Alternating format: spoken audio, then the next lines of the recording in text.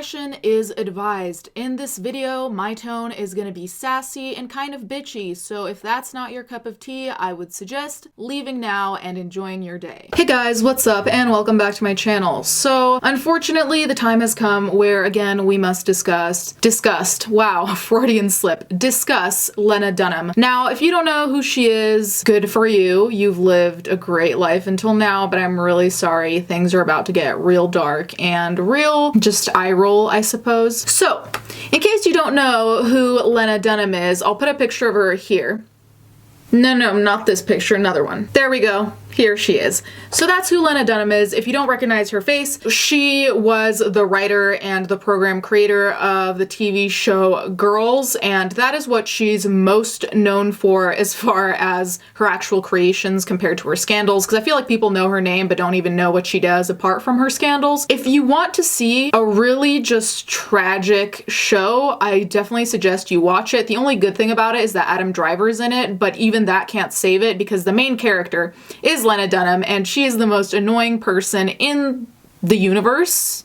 All of the universes. I would even say all of the universes. Recently, I was unfortunately reminded that she in fact exists and breathes on the same continent as I, because she was, for some reason, on a runway, like a catwalk runway. I don't know why that occurred, considering all the scandals she's been in. And mind you, these aren't like small cancel culture-y scandals. A lot of them, in my point of view, are ethically and morally based. And by that I mean, if someone slips up and fucks up, most of the time that won't be enough for me to stop supporting them if I think they react appropriately, apologize appropriately, do whatever they need to do. That being said, if someone is consistently in scandals that reflect their morals or ethics and that doesn't align with mine, I'll take that a lot more seriously than you fucking up a palette or something. Anyway, none other than Vogue, I'm sad to say, reported on this. Now, at first I was upset that Vogue reported on it, but then I remembered they've been in decline for years now, so does it even really matter? No. Lena Dunham on walking her first runway at London Fashion Week. So nothing bad happened here. I mean, her being on the runway is pretty bad and the outfit was tragic, but aside from that, nothing of really bad happened, right? But I want to read a couple sentences of this article so I can fuel your rage, in case you don't know everything else Lena Dunham's done, because yikes. It's adrenaline rush out there, says Lena Dunham, sitting backstage after making her Fashion Week debut for 16 Arlington. Never heard of it. The London-based label, founded by designers Marco Capaldo and Kika Cavenati, in 2017. I have to say, I think I was very coddled today. All the girls were running and doing their quick changes, but people were there at every juncture telling me where to go, so I feel lucky about that. She says before adding, it's hard for me to imagine that I'm going to get a ton of job offers off the back of it, but it was a delight. Now, first things first, I'm sorry to be a little bit nitpicky, but I have a very strong dislike for this person. The fact that everyone's running around, it's because they're models and they know what you're doing and you're like the little kindergartner that they took on as... You know what? I'm really not gonna be that mean. But anyway, it's because they are experienced and they deserve to be there, whereas you deserve to be at the bottom of a garbage can. And the fact that she adds on, it's hard for me to imagine that I'm gonna get a ton of job offers off the back of it.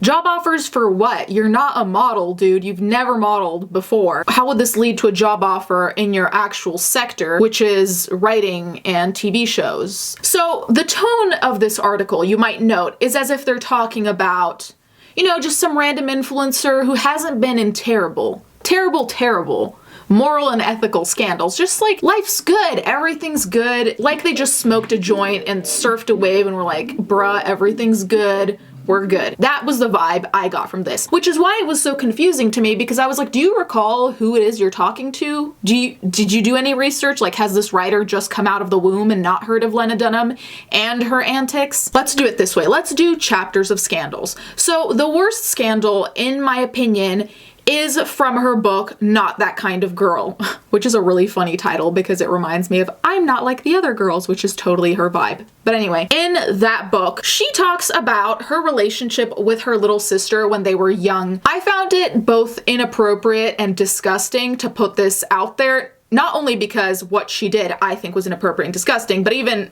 with respect to her family and her sister, I just feel like there's certain things that shouldn't necessarily be put out to the public if they involve someone else. And maybe she got her consent, but I know I wouldn't want this out there about myself. So this is directly from her text. So the Washington Post prefaces it by saying, she describes masturbating while in bed next to her younger sister, Grace, and she detailed this interaction with her when Dunham was 7 and her sister was 1. Her sister was 1. Keep that in mind. One day, as I sat in our driveway in Long Island playing with blocks and buckets, my curiosity got the best of me. Grace was sitting up, babbling and smiling, and I leaned down between her legs and carefully spread open her vagina. She didn't resist, and when I saw what was inside, I shrieked. My mother came running. Mama, Mama, Grace has something in there. My mother didn't bother asking why I had opened Grace's vagina. This was within the spectrum of things I did. She just got on her knees and looked up for herself. It quickly became apparent that Grace had stuffed 6 or 7 pebbles in there.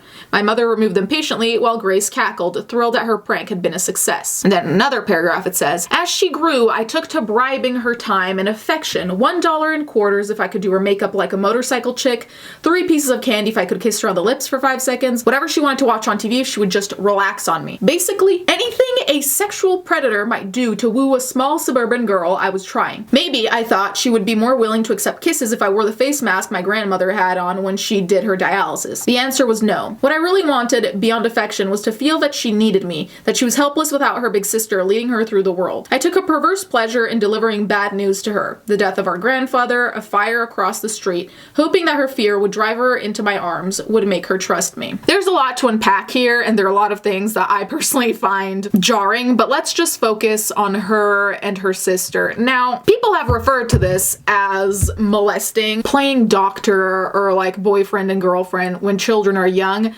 I've read sources that say that's not very strange. However, let me read one thing. The National Child Traumatic Stress Network offered another useful fact sheet about childhood sexual development. According to their common behaviors for school-aged children 7 to 12 include purposefully touching private parts, usually in private, playing games with children their own age that involve sexual behavior, attempting to see other people naked or undressing, looking at pictures of naked or partially naked people, viewing, listening to sexual content and media, wanting more privacy, for example, not wanting to undress in front of others. In my perspective, now I might be wrong and you can correct me in the comments, but Lena Dunham, when her sister was 1, she was 7. Here it says playing games with children their own age that involve sexual behavior. They're not the same age. There's a 6-year disparity, which is massive when you're that young. I find it strange. I really do. Playing doctor or whatever, I never have heard, apart from this, of people doing that with children vastly younger than them. If it's 2 6-year-olds, 2 7-year-olds, yeah,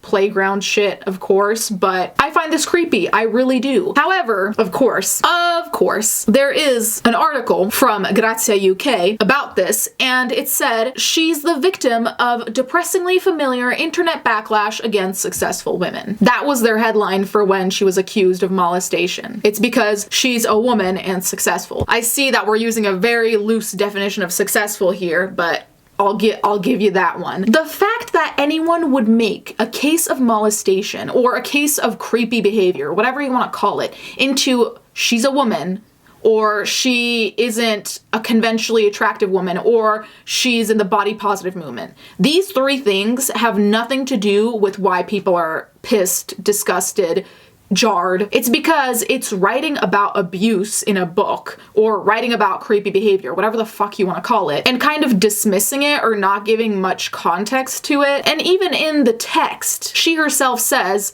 much like a predator would, or something along those lines. So you can't really be mad if people liken you to a predator since you yourself have likened yourself to a predator. And even if that was a tongue-in-cheek, you have to realize if you're talking about sexual type behavior between a child and a vastly younger child, and then you use the term predator, what did you think was gonna happen? You thought everyone would stand up and clap and be like, oh my god, you are life-changing, thank god you exist? Which further gives weight to my idea that you belong in a garbage can. Then Vox. Now, I have so many problems with Vox, but we're not gonna get started into that. But this part illustrates some of my problems with Vox. It says, in relation to this molestation thing, the Lena Dunham child abuse controversy explained, what is Lena Dunham accused of and why is it so contentious? And they say, there are actually two sets of accusations against Dunham here, from two very different political factions. At first, those critics were principally right-wing political sites that accused Dunham of child molestation based on an episode in her book in which she herself was a child. But then they were joined by some voices on the feminist left who are accusing Dunham of glossing over abuse and using her privilege as a young white woman as a shield against criticism. I don't want to say that only Vox would do this, but this is so on brand for Vox, to turn something not political into something political. I don't think politics has much to do with abuse, molestation, general sexual depravity.